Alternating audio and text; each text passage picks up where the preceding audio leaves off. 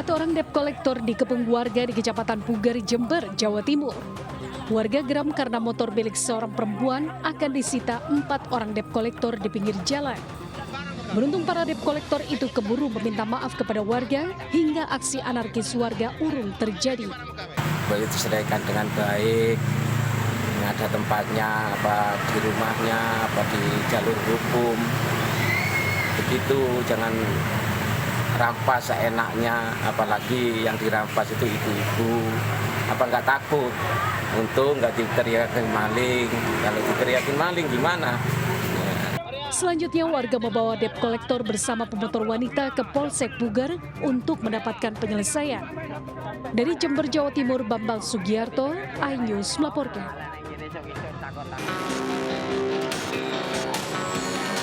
Tabrakan maut antara bus akap dengan mobil EPV terjadi di Kecamatan Lubek, Kota Padang, Sumatera Barat. Dalam rekaman CCTV tampak bus yang melaju kencang tak terkendali hingga menabrak mobil MPV yang melaju dari arah yang berlawanan. Sejumlah warga berlarian menuju lokasi kejadian. Proses evakuasi korban berlangsung dramatis karena satu orang sopir sempat terjepit di bagian kemudi. Akibat peristiwa ini, mobil MPV yang berisi 4 orang penumpang hancur di bagian depan. Satu orang penumpang dan sopir mobil MPV meninggal dunia setelah berada di rumah sakit. Untuk dugaan sementara kita bisa lihat di CCTV di Lighthouse, mobil bis ini membuang ke kanan, jadi menabrak mobil. Sementara itu, sopir bus diamankan oleh petugas kepolisian unit Laka Lantas Polresta Padang untuk dimintai keterangan.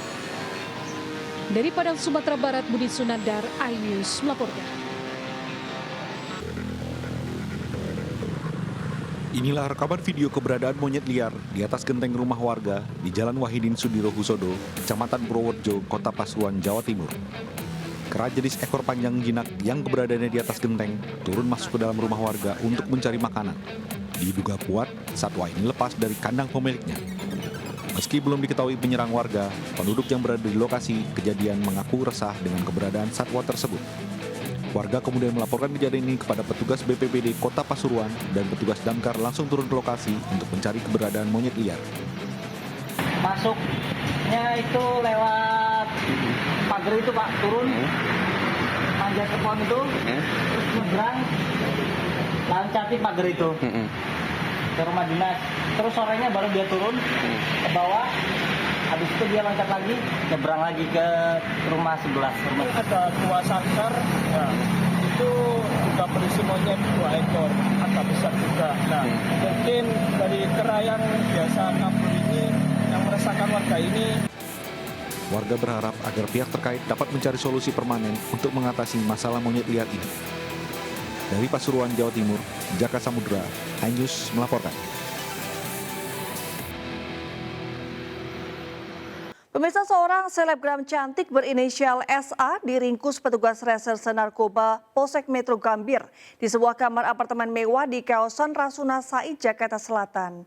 Dari hasil tes urin, SA terbukti positif mengkonsumsi narkoba. Aparat reserse narkoba Polsek Metro Gambir, Jakarta Pusat menggerebek sebuah kamar apartemen mewah yang dihuni seorang selebgram cantik berinisial SA di kawasan Rasuna Said, Jakarta Selatan, Minggu dini hari. Dari hasil penggeledahan didapati 1 klip bekas kemasan pil ekstasi. Tersangka SA ditangkap bersama dengan saudara perempuannya berinisial MA. Dari hasil tes urin, baik SA maupun MA terbukti positif mengandung amfetamin dan metamfetamin. Di hadapan polisi, tersangka SA mengaku baru pertama kali mengkonsumsi narkoba jenis pil ekstasi.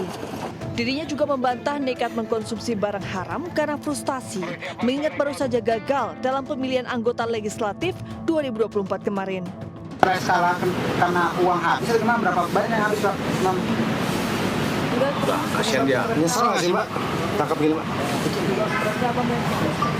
Mbak, nyesel nggak ketangkap? Nyesel banget. Cakapannya ada kata-kata yang menyebutkan bahwa kepala dari SA ini cukup pusing, kemungkinan gara-gara I. Nah, ini dugaan kami adalah inek. Hingga kini polisi masih melakukan pengembangan guna mengungkap pemasok barang haram ke SA. Dari Jakarta Pusat, Raniston Sanjaya, iNews melaporkan. Warga menggerebek sebuah warung kelontong yang menjual narkoba di Tapos, Kota Depok, Jawa Barat. Penjual yang diketahui sempat berpindah-pindah tempat tersebut kemudian diserahkan ke polisi.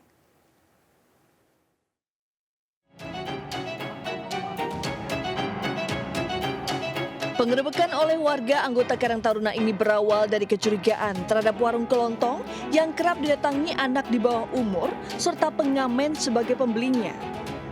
Namun untuk memastikan kecurigaan tersebut, warga mengintai sejak 1 pekan lamanya berpura-pura menjadi pembeli. Alhasil kecurigaan tersebut terbukti. Warga mendapati sebanyak 198 butir obat-obatan daftar G dari berbagai jenis. Menurut salah seorang warga, saat digerebek warga menemukan obat-obat daftar G tersebut telah di-packing dengan plastik kecil siap edar. Warga mengaku penggerebekan tersebut sudah ketiga kalinya. Pasalnya, penjual sempat berpindah-pindah tempat di wilayah yang sama. Sebelumnya, warung dikamuflasekan dengan berjualan tembakau. Sebelumnya udah pernah ada yang buka di sini, terus nggak lama dia buka lagi. Nah, warganya inisiatif sama pemuda buat ngintai kurang lebih seminggu. Nah, jadi pas tadi semalam warga udah geram, akhirnya langsung digerebek sama warga bersama pemuda. Untuk menghindari amukan warga, kemudian warga mengamankan penjual ke Mapolsek Cimanggis. Saat ini, kasusnya tengah dalam penyelidikan Polsek Cimanggis, Kota Depok. Dari Depok, Jawa Barat, Iyung Rizky, iNews melaporkan. Dua pria bertopeng nekat mencuri baterai aki milik rambu lalu lintas di Palembang, Sumatera Selatan. Berkat CCTV Command Center Polda Sumatera Selatan, kedua pelaku langsung ditangkap polisi di lokasi kejadian.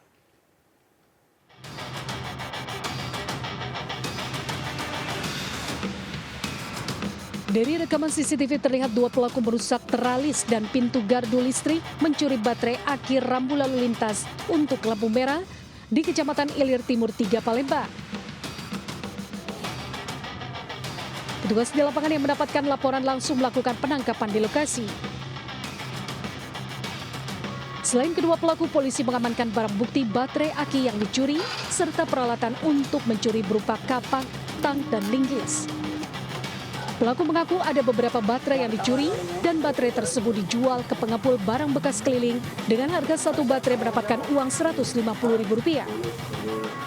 Kami melakukan interogasi, jadi untuk sampai dengan saat ini mereka sudah mengaku 4 kali melakukan hal seperti ini. Polisi masih melakukan pemeriksaan terhadap kedua pelaku, diduga masih adanya TKP lain dari aksi kedua pelaku. Dari Palembang, Sumatera Selatan, Firdaus, iNews melaporkan. Ya, pasca putusan sidang pra-peradilan, Ibu Peggy bersama kuasa hukumnya datang ke gedung Direktorat Reserse Kriminal Umum Polda Jawa Barat, Kota Bandung untuk melakukan penjemputan. Keluarga juga menyiapkan baju ganti bagi Peggy setelah proses pemberkasan dari pihak kepolisian selesai.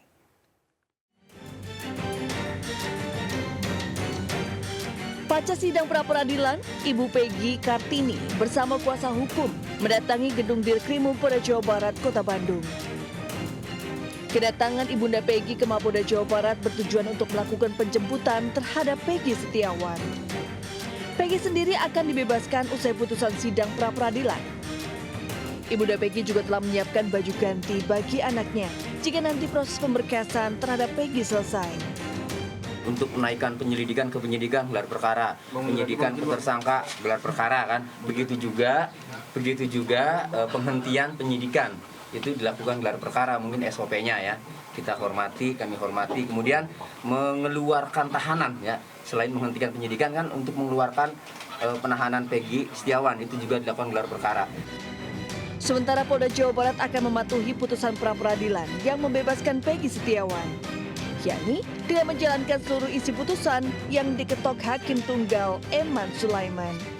Tentu dari Polda Jabar kami akan mematuhi putusan sidang pra-peradilan yang telah diputuskan oleh Hakim Tunggal pra-peradilan untuk tersangka PS. Kami dari Polda Jabar, penyidik, akan menjalankan segala putusan hakim pada sidang pra-peradilan tersangka PS. Dari Bandung, Jawa Barat, Tim Liputan iNews melaporkan. Yang mantan tersangka kasus pembunuhan Vina Eki, Peggy Setiawan, akhirnya dibebaskan dari tahanan Polda Jawa Barat pada Senin malam sekitar pukul 21.40 WIB. Sebelumnya Peggy diputuskan bebas dalam sidang pra-peradilan di Pengadilan Negeri Bandung, Jawa Barat.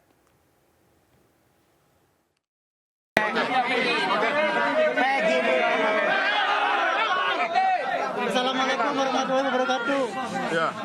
Saya Peggy Setiawan dan pihak keluarga dan pihak tim kuasa hukum mengucapkan terima kasih banyak kepada seluruh masyarakat Indonesia yang sudah mendoakan saya, yang sudah mendukung saya. Dan saya mau juga mengucapkan terima kasih banyak kepada Presiden Bapak Joko Widodo, Presiden yang terpilih, Prabowo Subianto dan tim yang lainnya. Dan saya juga mengucapkan kepada seluruh netizen Indonesia yang sudah mau mendukung saya dan mau mendoakan semua saya. Dan saya mau juga mengucapkan sama wartawan juga seluruh Indonesia yang sudah mau mendukung saya dan sudah mau mensupport saya, yang mau mengasih doa kepada saya.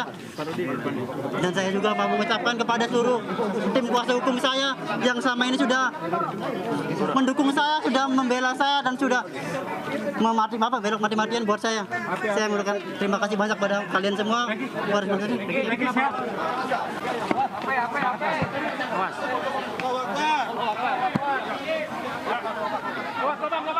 Ya, Pengadilan Negeri Bandung menyatakan penetapan tersangka kasus pembunuhan Vina dan Eki atas Peggy Setiawan dinyatakan tidak sah dan batal demi hukum. Proses salah tangkap dan salah tahan yang terjadi pada Peggy harus mendapat biaya kompensasi maksimal Rp600 juta.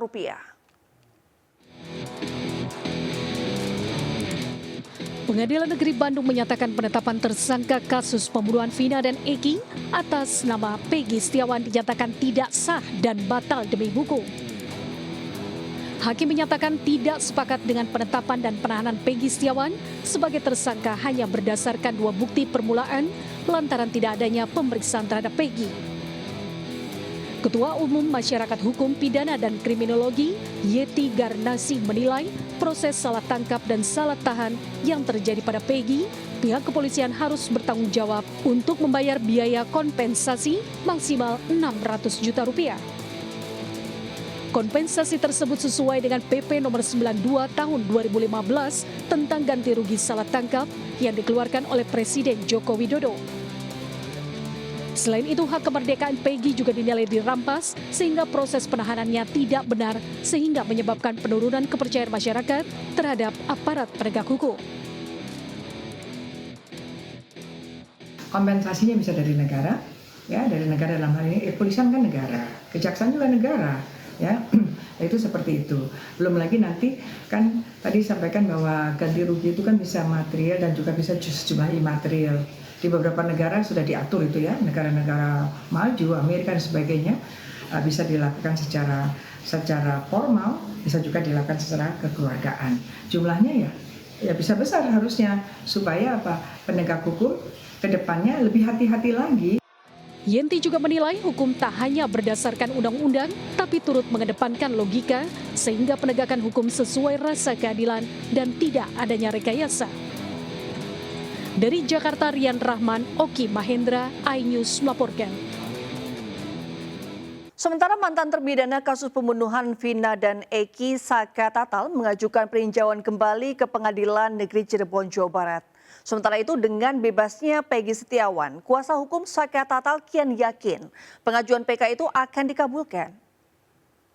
Dengar Peggy bebas, alhamdulillah sangat senang. Karena dia aja tuh peristiwanya aja tuh gimana nggak jelas. Bahwa peristiwa itu ada atau enggak kan nggak tahu tuh. Usai Pengadilan Negeri Bandung mengabulkan pra-peradilan Peggy Setiawan, giliran tim kuasa hukum Saka Tatal mengajukan peninjauan kembali.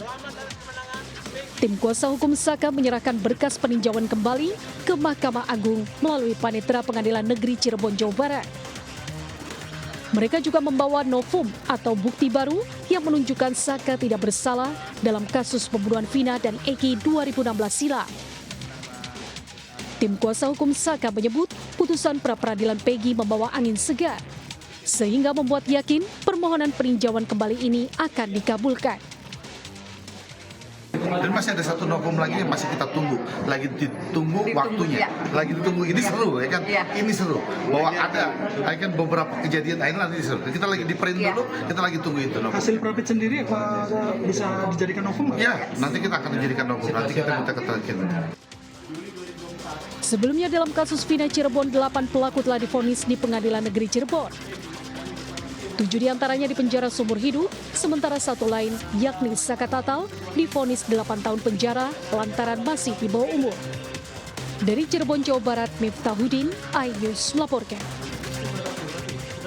Kita beralih ke informasi lain pemirsa, sebuah bus terbakar hebat di Jalan Tol Kabupaten Jombang, Jawa Timur. Beruntung seluruh penumpang dan awak bus segera dikeluarkan sehingga selamat. Namun seluruh barang bawaan penumpang ludes bersama bus tersebut.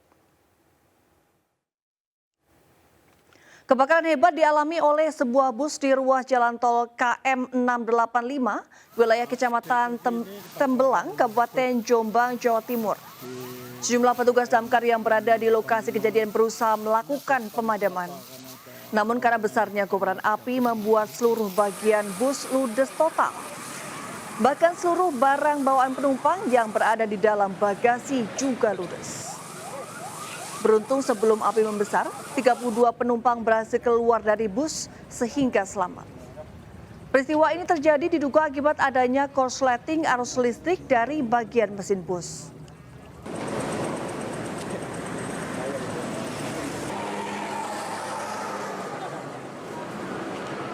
Pemirsa, Polda Sumut berhasil menangkap 2 orang pelaku pembakaran rumah wartawan di Kabupaten Karo, Sumatera Utara yang menewaskan 4 orang.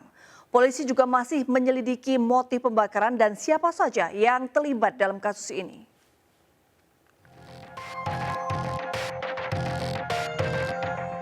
Pasca kebakaran rumah wartawan di Kabupaten Karo, Sumatera Utara yang menewaskan 4 orang dalam satu keluarga pada 27 Juni lalu. Polres Tanah Karo telah mengamankan 2 orang pelaku eksekutor pembakaran rumah berinisial Y dan R.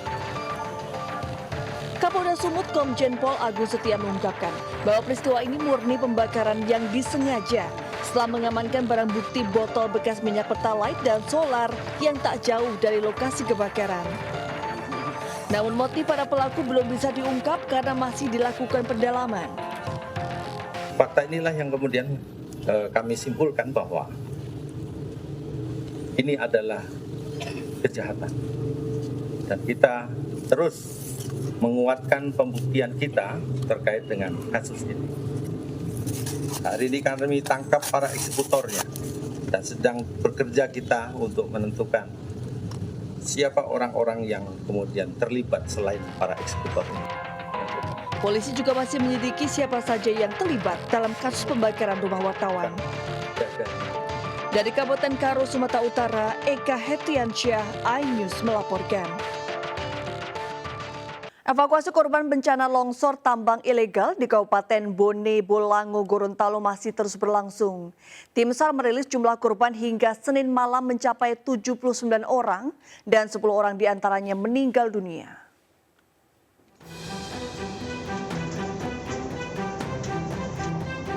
Korban tertimbun longsor tambang ilegal di Gorontalo mencapai 79 orang. Dari 58 tersebut, 46 orang masih dalam pencarian, 10 orang meninggal dunia, dan 23 mengalami luka-luka. Korban yang dinyatakan meninggal dunia langsung dibawa tim ke rumah duka. Sedangkan korban yang mengalami luka-luka dilarikan ke rumah sakit terdekat.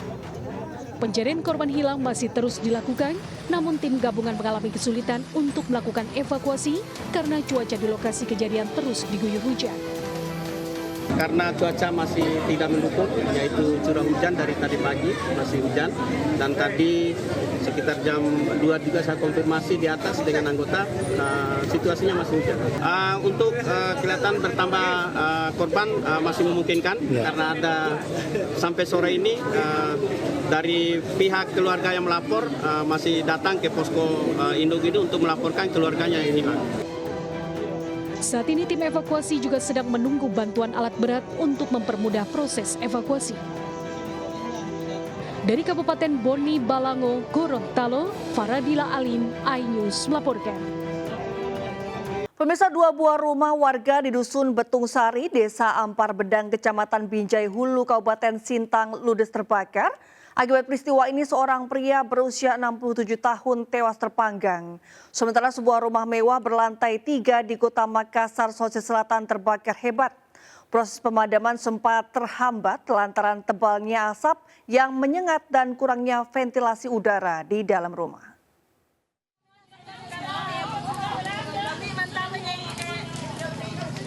Kebakaran menghanguskan 2 unit rumah warga di Dusun Betung Sari, Kabupaten Sintang, Minggu dini hari. Kejadian ini menelan korban jiwa seorang pria warga setempat berusia 67 tahun. Kapolsek Binjai Hulu, Ibtu Royce Erlando menjelaskan, kebakaran berasal dari salah satu rumah dan cepat menjalar ke rumah sebelah. Upaya pemadaman dilakukan oleh warga dengan menggunakan 3 unit mesin Robin dan berhasil dipadamkan sekitar pukul 2 dini hari. Diduga penyebab kebakaran adalah dari lampu pelita yang memang daerah desa tersebut belum ada listrik dan telah mengakibatkan 1 orang korban atas nama Said yang berumur sekitar 67 tahun. Selain menelan korban jiwa seorang warga, kerugian material akibat kebakaran ini diperkirakan mencapai 150 juta rupiah. Kebakaran dekat kantor lamanya rumah mewah. Sementara itu, sebuah rumah mewah berlantai 3 yang berada di Jalan Pengayoman, Kota Makassar, Sulawesi Selatan terbakar hebat. Puluhan personil Damkar Makassar yang tiba di lokasi melakukan proses sterilisasi lokasi rumah dan menghimbau seluruh penghuni rumah segera keluar dari dalam rumah. Proses pemadaman sempat terhambat lantaran tebalnya asap menyengat ditambah kurangnya ventilasi udara sehingga asap kebakaran berputar di dalam rumah. Terkendala tadi asap. Asap ya bang? Asap di lantai 2 mengepul. Makanya untuk teman-teman dari penyelamatan akses mau memadamkan di dalam sulit karena banyak asap. Tidak ada korban jiwa dalam peristiwa ini, mengingat penghuni rumah beserta seluruh asisten rumah tangga berhasil menyelamatkan diri dan dievakuasi tim rescue Damkar Makassar. Dari Sintang, Kalimantan Barat dan Makassar, Sulawesi Selatan, Trianto Yuliusvin, iNews melaporkan. Pasangan pengantin di Cirebon, Jawa Barat melakukan prosesi pernikahan unik dengan mengucapkan janji sehidup semati di atas kren hidrolik yang biasa digunakan untuk perbaikan lampu jalan umum. Hal ini dilakukan karena mempelai pria bekerja di bagian perbaikan penerangan jalan umum.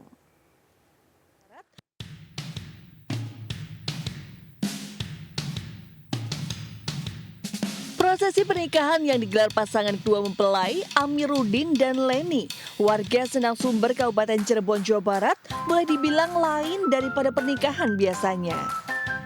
Mempelai pria yang berprofesi sebagai ASN di Dinas Perhubungan Kabupaten Cirebon memilih konsep yang unik untuk memberi kejutan kepada mempelai wanitanya.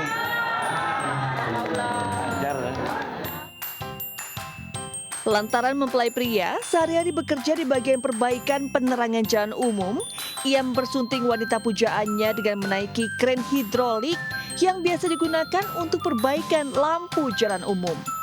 Di depan tamu undangan, kedua mempelai berjanji sehidup semati di atas kren yang didongkrak ke atas. Momen pernikahan ini merupakan spontan dan ide dari para rekan satu kantor di Dishub Kabupaten Cirebon yang ingin memberikan suatu kejutan unik bagi kedua mempelai. Kami itu spontan sebetulnya ya, ketika itu kan tercetuslah ide gimana kalau kita gunakan kren, kan orang bosan tuh. Kalau iring-iringan pengantin pakai mobil, pakai apa, orang udah biasa lah. Saya bilang gimana kalau kita gunakan kren, karena kebetulan Pak Amir ini staf di pemeliharaan PJU, jadi biasa menggunakan kren gitu kan. Gimana kalau kita gunakan kren gitu kan, untuk menghantar pengantin. Ya pada akhirnya kami mencoba melakukan hal itu. Diharapkan mempelai wanita bisa mengetahui secara jelas tugas dan kerja pasangan mempelai pria agar tidak ada perselisihan saat mengarungi kehidupan berumah tangga. Dari Cirebon, Jawa Barat, Miftahudin, iNews melaporkan. Pemirsa, lanjutan Liga Futsal Profesional 2024 kembali digelar di Gor Nambo, Kota Tangerang, Banten. 8 tim saling berhadapan demi memperoleh 3 poin dalam 4 laga yang berjalan cukup sengit.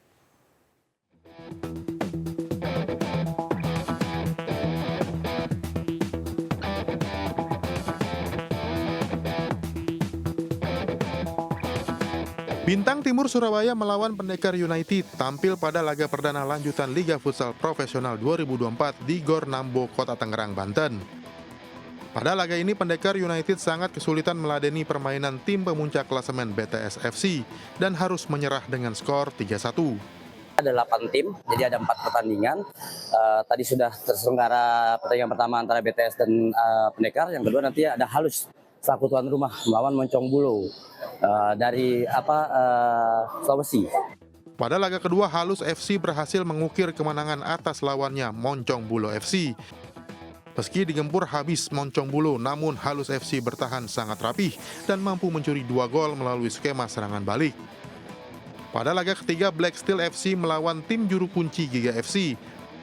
Tampil percaya diri Black Steel FC mampu mengatasi perlawanan Giga FC dengan skor 5-3. Dengan kemenangan ini, Black Steel FC terus membuntuti BTS FC yang berada di puncak klasemen. Di laga terakhir, tim urutan ketiga Favage Banua berhadapan dengan tim urutan keempat klasemen Unggul FC. Kedua tim bertanding sangat solid demi memperebutkan 3 poin untuk menempel ketat para pesaingnya. Skor imbang mewarnai pertandingan sengit ini. Dari Tangerang, Banten, Sukron iNews melaporkan.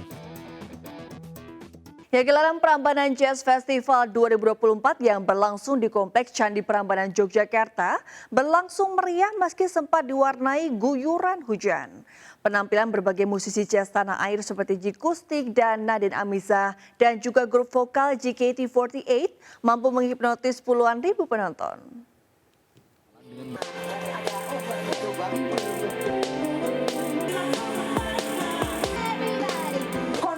Bernuansa alam dengan kemegahan candi yang eksotis, gelaran festival jazz yang berlangsung di Kompleks Candi Prambanan Yogyakarta ini berjalan dengan meriah dan berlangsung selama 3 hari. Selain musisi jazz yang tampil seperti Moka, penonton juga diajak bernostalgia bersama band Jikustik yang tampil membawakan lagu era tahun 2000-an. Hingga malam menjelang, penonton disajikan suara merdu milik Nadine Amiza yang mengajak berdendang bersama dalam lagu Rayuan Perempuan Gila. Grup idola JKT48 juga tampil memukau ribuan penggemarnya. Meski di bawah guyuran hujan deras, namun performa JKT48 dengan formasi 12 anggota di atas panggung megah mampu menghipnotis penonton yang hadir dengan hentakan lagu hits mereka yaitu Heavy Rotation. Para penonton mengaku sangat puas atas penampilan musisi dan grup band favorit mereka. Baru pertama kali sih datang ke acara Prambanan Jazz atau Jazz Prambanan ini dengan temanya orang-orangnya rame, pokoknya meriah, seru banget. Apalagi tadi habis nonton JKT juga kan seru banget. Memang yang ditungguin JKT48 atau apa ini? Nadine sih aku Yura juga sih nungguin juga ya. Nadine juga sih, semua. Kenapa? Karena seru sih, suka Nadine juga. Penampilan musisi jazz dan pop seakan mengobati kerinduan penonton dengan gelaran konser bernuansa Candi Prambanan yang eksotis. Dari Sleman, Yogyakarta, Heru Trijoko, iNews melaporkan.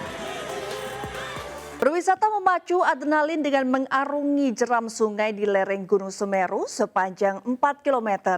Melewati arus sungai yang cukup deras di antara bebatuan membuat adrenalin tertantang. Bagaimana keseruannya dan berikut liputannya.